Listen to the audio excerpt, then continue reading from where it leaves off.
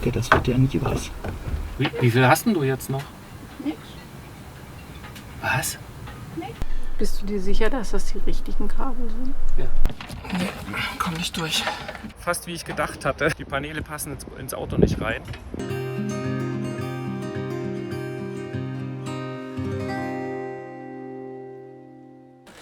So, ich bin im Motorraum. Marion schließt den Deckel über mir. Es wird jetzt dunkel, weil Marion mir jetzt die Kabel von oben angeben wird. Ich habe übrigens das Headset auf, weil sonst höre ich Marion nicht hier mit der Motorraumdämmung. Marion hat auch ein Headset, so können wir in Ruhe gegensprechen. Und kann ich euch echt nur empfehlen. Die sind die sogenannten Marriage Saver und haben ihren Namen auch verdient. Also zum Mastklettern, zu solchen Sachen. Wenn jemand weit entfernt arbeitet, ist großartig, muss man nicht brüllen. Mit den dicken an, bitte. Mit den dicken grünen. Und die kommen bitte da, also mit den roten. Wir fangen mit den roten an. Und dann hätte ich immer gerne die M8 zuerst, also das kleinere Loch. Zieh erstmal das schwarze wieder hoch. Das schwarze? Ja. Warte, ich bin nicht so schnell. So, jetzt kannst du anziehen. Dann kannst du mir gleich das schwarze durchs andere Loch wieder zurückgeben, bitte. Mhm.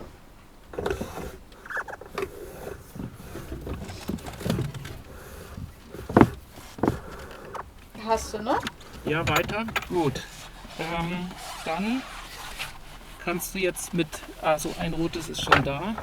Genau. Warte. Ach du Kacke, das wird ja nie was. Gib mir mal mehr Länge, bitte.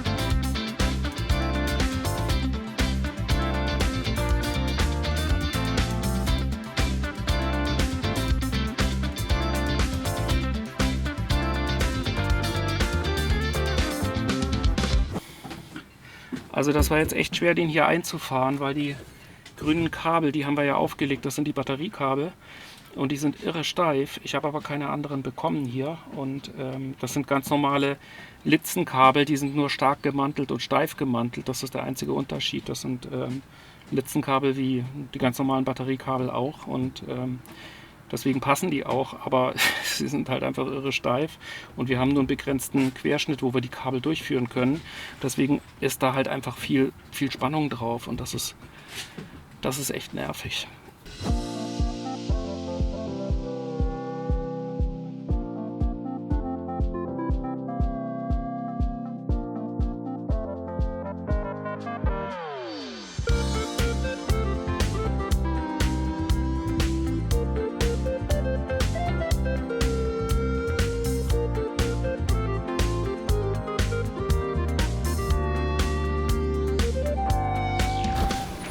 Okay, weiter. Gut. So, das war's. Mehr geht nicht, oder was? Nee, nicht mehr viel. Also, so, jetzt. Hä? Wieso? Wie viel hast denn du jetzt noch? Nix? Was? Nee, nix. Das ist alles drin. Nein, ich meine von dem Kabel, wie viel ist denn noch da? Von diesem einen Kabel. Ja. Immer noch nichts. Ist Das alles drin. Das kann nicht sein. Jawohl. Zweites habe ich noch davon. Moment. Wie viel hast du oben aus dem Rohr? Wie viel ist von dem Kabel noch übrig? Nix. Du, es ist alles drin. Das ist jetzt nur noch von hier, von dem einen Rohr zum anderen Rohr. Das ist quasi gerade. Ich verstehe dich nicht. Komm mal hoch. Oder das, was du mir sagst, will ich nicht verstehen. Ja, vielleicht willst du es nicht verstehen. Das kann sein. Welches ist denn das Kabel? Ach so, ja, das ist okay. Das ist doch richtig. Ja. Sag doch, dass das das andere Rohr ist, was von oben vom Cockpit kommt. Das habe ich nicht verstanden. Also ist jetzt alles fein. Brauche ich nur noch das letzte Kabel. anscheinend gekriegt. Ich habe doch gesagt, von dem einen Rohr ins andere Rohr. Und das ist jetzt gerade. Also, ich weiß nicht, was davon nicht zu verstehen ist. Manchmal gibt es einfach Kommunikationsprobleme, obwohl wir beide Deutsch sprechen. Sogar Hochdeutsch. Marion hat mir das Kabel durchgeschoben. Das kommt aus einem Rohr raus und geht in das andere Rohr rein. Und sie hat richtigerweise nichts mehr übrig, weil es direkte Verbindung von einem Rohr zum anderen ist. Das heißt, im Cockpit über der Kombüse liegt es schon richtig. Es ist halt bei ihr jetzt nichts mehr und das ist alles gut. Jetzt schieb mal noch ein bisschen, bis alles weg ist.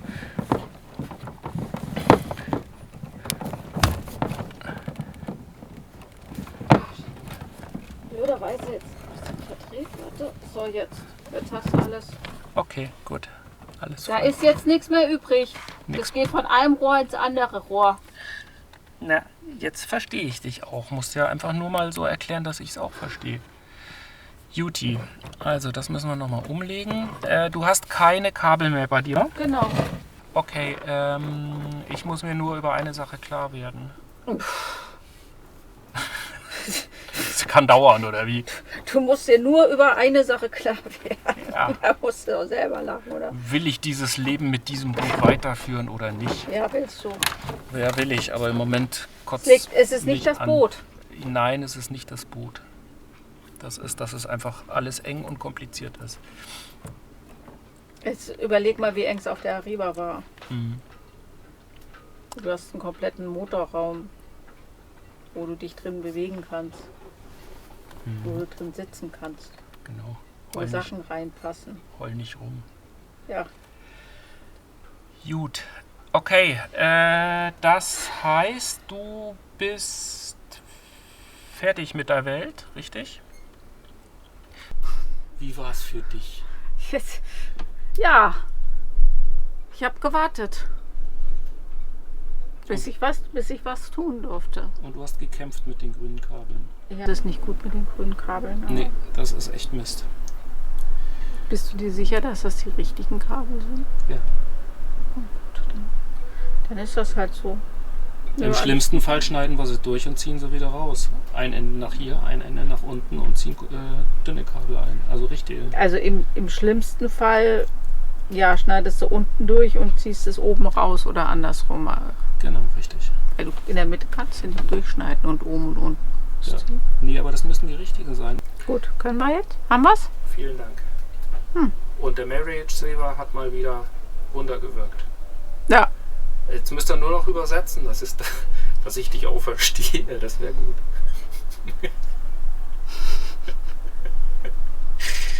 Juti, wir verlinken euch den unten. Der ist großartig. Okay, fertig? Ja. Danke dir. Möglicherweise war das nicht ganz klar, wo wir da waren. Deswegen wollte ich euch das nochmal zeigen. Wir sind im Cockpit. Das hier ist der Motorraum.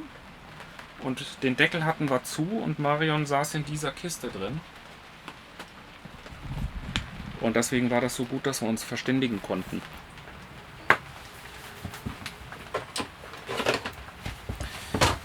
Also ich wollte euch das mit den Kabeln noch mal kurz zeigen, weil das war so ein Thema gewesen. Das sind die grünen Kabel, die wir im Motorraum eingezogen haben. Das ist jetzt ein Abschnitt davon. Das haben wir falsch gemacht. Und ziemlich dick.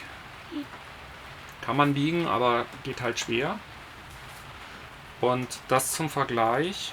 Das hier ist, also das hier ist ein 50 Quadrat. Und das hier ist auch ein 50 Quadrat. Und das biegt sich halt deutlich besser. Auf beiden steht 50 Quadrat drauf. Hier steht 50 Quadrat drauf. Und auf dem steht auch 50 Quadrat drauf. Das heißt, das sind dieselben. Also ich hoffe, man kann das sehen. Das hier ist zweifach gemanteltes Solarkabel. Und das hier ist einfach gemanteltes Kabel. Und wenn man die mal nebeneinander hält, dann sieht man eben auch den Unterschied. Und das war auch der Grund, weswegen die sich dann eben so schwer da durchbiegen ließen um die Ecke. Wir lassen die aber drin, also wir testen das. Und wenn es vom Test her ganz normal ist, dann bleiben die natürlich drin. Macht ja gar keinen Sinn, dass wir da neue Kabel kaufen. So, ich gehe jetzt mal mit euch in den Motorraum rein. Hier hinten kommt die Elektroinstallation rein. Also das sind die 2 Rohre, wo Marion die Kabel durchgeführt hat. Das sind die grünen Kabel. Also es geht jetzt. Wir haben einen relativ großen Bogen gemacht. Und ich erzähle euch mal kurz, was ich jetzt hier vorbereitet habe. Das ist jetzt das Landstrom- und Batterieladegerät kombiniert. Hier sind die dicken grünen Kabel, die wir so schwer biegen konnten. Die haben jetzt einen recht großen Biegeradius, da geht das dann. Und die anderen Kabel kommen hier oben runter, gehen zum Teil in den Multiplus rein. Also das ist einmal Landstrom-Einspeisung, das weiße hier, und das gelbe geht dann wieder in den Schaltschrank zurück, wo die Sicherungen sitzen. 230 Volt ist das. Und hier sind 2 Steuerkabel. Und das ist ein Minuspol, der von den Lithiumbatterien, die da drüber sitzen werden, dann hier runterkommt. Und dort sitzt auch der Minus drauf vom B2B-Ladegerät. Und das Plus vom B2B-Ladegerät sitzt hier hinten. Da habe ich eine neue Plusschiene gemacht. Und weil die Plusschiene relativ nah vom Minuspol der Starterbatterie ist, der sitzt hier hinten. Deswegen habe ich da so einen Abweiser dazwischen gemacht, damit ich mit dem Werkzeug nicht zufällig dazwischen komme, weil das wäre böse, das würde Funken geben. Deswegen habe ich das auch so ein bisschen in die Ecke geschoben. Wir haben hier einmal eine Leiste mit den sogenannten Bolzensicherungen. Da kommt der B2B-Lader drauf und das geht praktisch dann weiter zur Starterbatterie über diesen großen Hauptschalter, der zweipolig abschaltet. Der schaltet praktisch Minus und Plus gleichzeitig ab. Und dann habe ich hier einen neuen Pol gelegt, einen neuen Pluspol, der eigentlich nur eine Verbindung herstellt zwischen dem Kabel, was im Moment hier drauf liegt. Da liegen alle Verbraucher drauf. Das lege ich dann auf diesen Bolzen und von diesem Bolzen geht es praktisch weiter oben in die Lithiumbatterie, weil das soll nicht mehr über die Starterbatterie gespeist werden, die Verbraucher, sondern über die Lithiumbatterie. Und ich möchte auf den Starterbatterien dann eigentlich nur noch den Wellengenerator haben. Der ist hinter mir. Das ist der Wellengenerator, der sitzt dann praktisch direkt auf der Welle drauf. Der produziert Strom. Und hinten einmal in der Ecke, das könnt ihr nicht sehen, da hinten in der Ecke, da ist die Lichtmaschine, die produziert auch Strom, allerdings nur, wenn die Maschine läuft. Und die speisen das in die Starterbatterie ein. Und diese ganze Schalttechnik wollte ich auch gar nicht ändern. Und deswegen habe ich ein B2B-Ladegerät. Das heißt, das wird weiterhin hier reingeladen und von dort wird dann in die Lithiumbatterie geladen. Und auch deswegen will ich die Verbraucher alle auf die Lithiumbatterie legen. Das Einzige, was hier auf der Starterbatterie bleiben wird, das sind die Antriebe für die Förler, also für Segel einrollen und so weiter. Das bleibt hier drauf und die Ankerwinde bleibt auch da drauf. Alles andere, so die üblichen Verbraucher, was weiß ich, Kühlschrank und Licht und sowas, das geht alles über die Lithiumbatterie. Genau, das ist jetzt die Vorbereitung. Ich habe hier noch ein paar lose Kabel. Das kommt dann praktisch noch auf den Minuspol drauf. Das gleiche gibt es für Plus, das liegt hier noch. Das kommt dann auch noch auf den Pluspol aufgelegt. Die liegen im Moment jetzt hier noch, weil der nächste Schritt wird sein, dass ich oben, da werde ich mir einen ruhigen Tag suchen, wahrscheinlich in 2-3 Tagen, dass ich dann die Elektrokiste einmal einstelle, also einmal in die Kiste einstelle, die Batterien reintue, anschließe und innen dann auch im Schaltschrank umstelle, sodass ich dann den Multiplus auch mal starten kann und gucken kann, ob er läuft. Und bevor ich aber die Kiste in Betrieb nehme, muss ich da auch ein paar Kabel abnehmen und wieder dran machen. Und ein paar Kabel müssen auch abbleiben für den Erststart der Geräte. Da gibt es einen bestimmten Ablauf, den ich mir zurechtgelegt habe. Und deswegen brauche ich da ein bisschen Ruhe dafür und das zeige ich euch dann noch.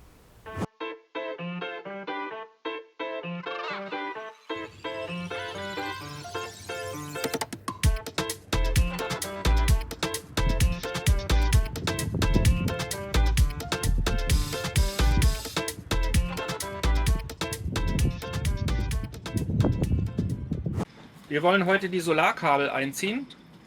Wir werden ja insgesamt 3 Solaranlagen auf dem Achterdeck haben, nämlich einmal diese Flügel links und rechts, die zum Ausklappen sind, und einmal auf dem Solarträger 2 Solarplatten, die zusammen auf einen Solarladeregler laufen.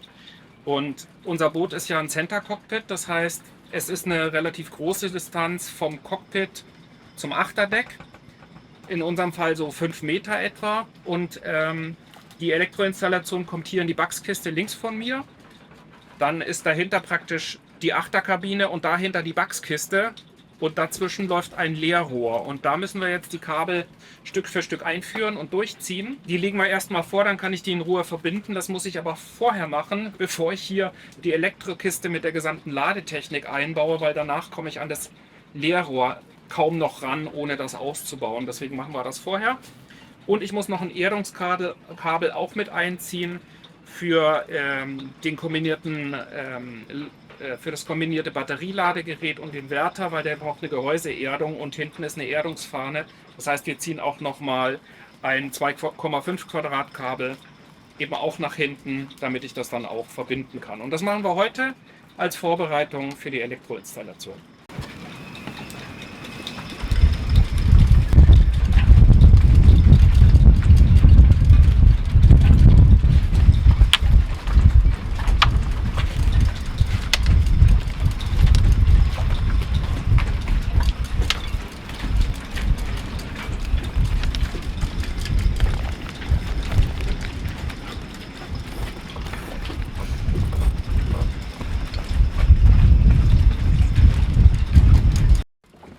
Das Rohr ist hier unten, da muss ich mich nachher hier reinlegen, um das Zeugs hier reinzukriegen. Also es kommen insgesamt 3 Kabelpakete. Ne? Einmal kommen die dicken Solarkabel für oben drauf auf dem Solarträger. Die schiebe ich zuerst durch. Dann schicke ich dir ein Paket durch für eins der seitlichen Kabel. Da reicht es, wenn hier 1 Meter raushängt. Für eins der seitlichen Paneele. Für eins der seitlichen Paneele. Und dann schiebe ich dir das letzte durch. Das sind 3 Kabel. Auch wieder rot-schwarz und ein dünnes rotes. Die kommen nämlich, das ist dann das andere Panel und das Erdungskabel. Was brauchst du noch? Kabelbinder, Isoband? Ja, Kabelbinder, Isoband habe ich schon rausgelegt. Okay. Brauchst du sonst noch was? Das Headset. Das Headset. Genau, und ich krabbel dann hinten ran. Ja.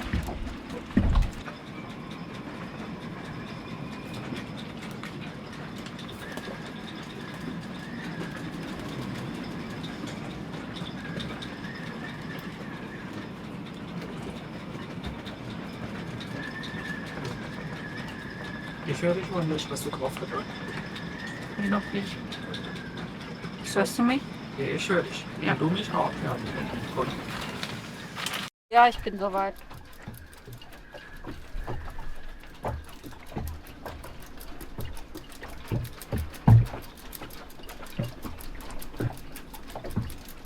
Hier ist die Backskiste, da kommt die Elektrokiste hin und ganz hinten in der Ecke, in der äußersten Ecke, kommt das Elektrokabel raus.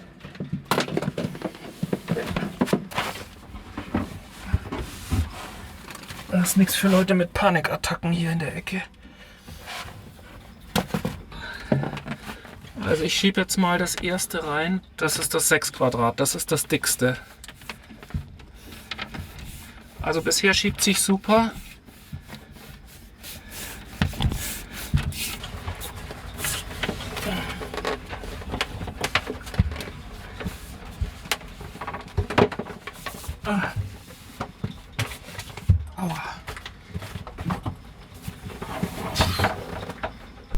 Das wäre was für dich. Du bist die kleinere von uns beiden. Du hast vorhin gesagt, das ist nichts für mich, weil ich zu klein Ja, weil bin. deine Arme zu kurz sind für die Ecke. Ja. Aber sonst kommst du ja super hier rein. So, das kannst du wieder aufschießen, das Kabel bitte. Sehr gut.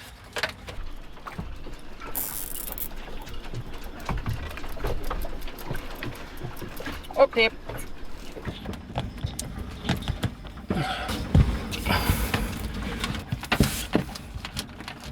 Nee, komm nicht durch.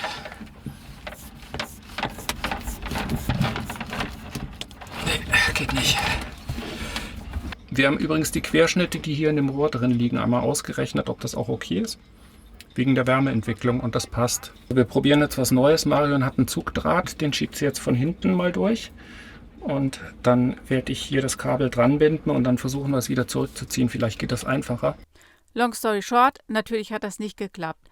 Und wir sind dann auf die Idee gekommen, an die schon durchgezogenen Kabel eine Zugleine dran zu kleben, diese zurückzuziehen, die waren ja lang genug, und an die Zugleine dann einfach die noch durchzuziehenden Kabel dran zu kleben in einem Abstand von ein paar Zentimetern, damit das Kabelbündel nicht auf einmal ganz dick wird, sondern langsam ansteigt, und damit haben wir das dann auch noch hinbekommen.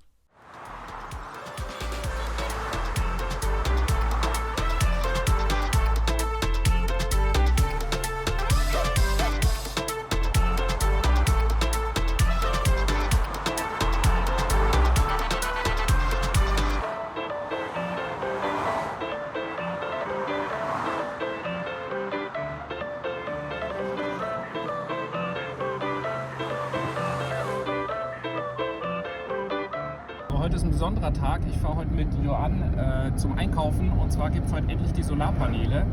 Der Geräteträger ist ja fertig, der Solarträger, und jetzt konnten wir auch die Solarpaneele uns überlegen. Wir fahren jetzt hier in den Baumarkt und holen die tatsächlich im Baumarkt. Das werden Hauspaneele sein und es werden 420 Watt Paneele werden, 2 Stück.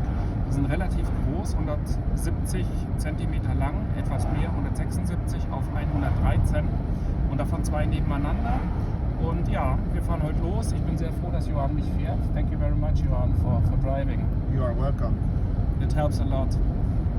Thank you. So, ja, genau. Also heute ist der große Tag und ich bin sehr gespannt. Ich war vorgestern nochmal da und habe nochmal geguckt und gemessen, dass ich auch die Befestigungen da habe, die ich brauche. Aber das Unheimlichste sind halt die Paneele und da bin ich halt glücklich, dass Johann mich fährt. Eine andere Möglichkeit wäre gewesen, vor dem Laden stehen immer Menschen mit Transportern, die bieten das auch an, was man so ähnlich kennt ihr vielleicht von Ikea in Deutschland oder eher weniger. Eigentlich ist es eher hier Spanien und Portugal, da ist es ganz häufig, dass die Leute halt davor stehen und sich als Tagelöhner anbieten oder als Fahrdienst. Das wäre eine andere Option gewesen, aber Johann wollte zum Baumarkt und dann ist das natürlich super.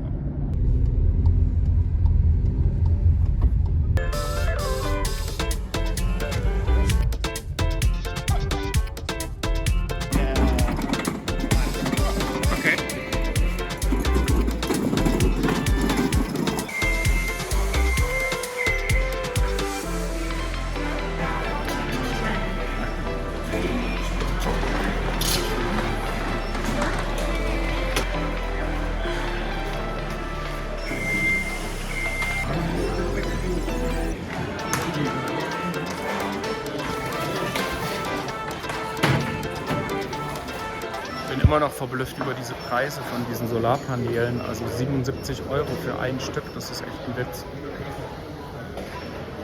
Inklusive Transport aus Fernost. Kein Wunder, dass die deutschen Solarhersteller leiden. Es tut mir echt leid, der Wind ist ein bisschen stärker und ich habe ja das Mikro nicht dabei. Also fast wie ich gedacht hatte. Die Paneele passen ins Auto nicht rein. Aber hier stehen ja die freundlichen Herren. Johann geht jetzt mal nach vorne und fragt die mal. Er als Spanier kann dann natürlich einen besseren Preis aushandeln.